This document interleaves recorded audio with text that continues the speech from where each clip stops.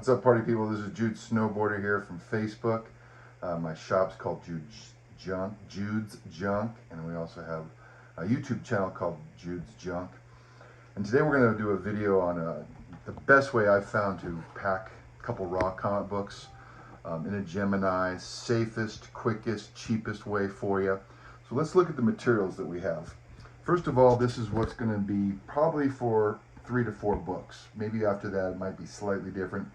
But in this case, someone's buying the new Hot Spots, number 99 newsstand, number 100 direct, and I'm going to put them opposite each other. So I could do it this way, but then I would need a third cover. So I do it that way. I don't know what you call it, where you mirror them together. And I put a backing board on the outside. Go ahead and look down here. And I put the rough side up because that's going to have tape on it. And then I put a backing board in the back and the rough side down. When I say tape on it, we're going to use the blue tape. You don't want any kind of white, what kind of tape is this called, Mom, honey? Packing. You don't want any packing tape anywhere near the books. That's why I use self-adhesive bags. I will use packing tape on the Gemini. All right, so all the materials I have to pack all my comic books is from purchases that I have made. So these are old backing boards. I've replaced a lot of old backing boards over the years. So I just save all my old backing boards and I use them to ship. So you see, I just take a little bit of blue tape, square it off, make sure all the edges are safe. And I don't use the little fold over thing. I find that a little bit tedious to unpack.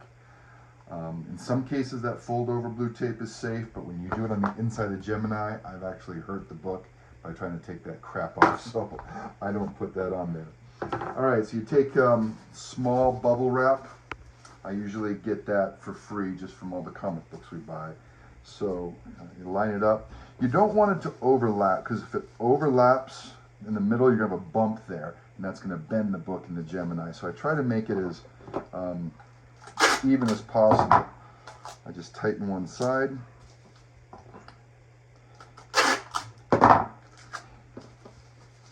Tighten that side. That's not too bad of a bump. And so then you have your Gemini. Now again, this is a used one. You can see someone had a squished corner. That's fine. We're going to show you how to fix that and strengthen that whole spine. All the other corners look good. I am going to cut off part of this flap to also have lower weight, but also so it's easier to tape. Trying to tape on the edge is a little bit more wonky. So you want to, for only 2 or 3 comic books, you want to bend these down so they're really flat. There's 3 little folds in there, and you want to do the farthest one in. And then it's pretty straightforward. Don't tape your books in here. Everybody does that thinking it's safe. If you put this bubble wrap in there, it ain't going nowhere. But people put tape, then you try to take the tape off, and it ruins the comic book, or it can ruin the comic book. This is going to be tight. There's only one layer here. That book is in there. It ain't going nowhere. I can play Frisbee with it, and it's not going to go nowhere. What holds it in is the pressure from the bubble wrap. Most people that are sending these books raw are not putting bubble wrap in there, so they float around loose, hence they got to tape them. In this case, you don't need to worry about that. So next we're going to do is we're going to cut this little strip off. It doesn't need to be pretty. It's just going to take about 1 inch to 2 inches off so that we can have that. Now what you want to do is you want the tape to be right along the spine, because it's not only going to hold the book together, but it is going to strengthen that corner, and then we'll tape that back up. So as you can see, I'm doing on time, honey. I'm trying to get under 5 minutes. 4 minutes, 15 seconds.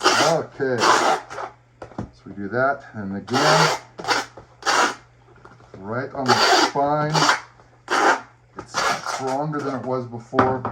And that little space right along there, I just use the edge of scissors to get rid of the air, and voila, that book is not going anywhere. I have tried putting bags on the outside, old comic book bags.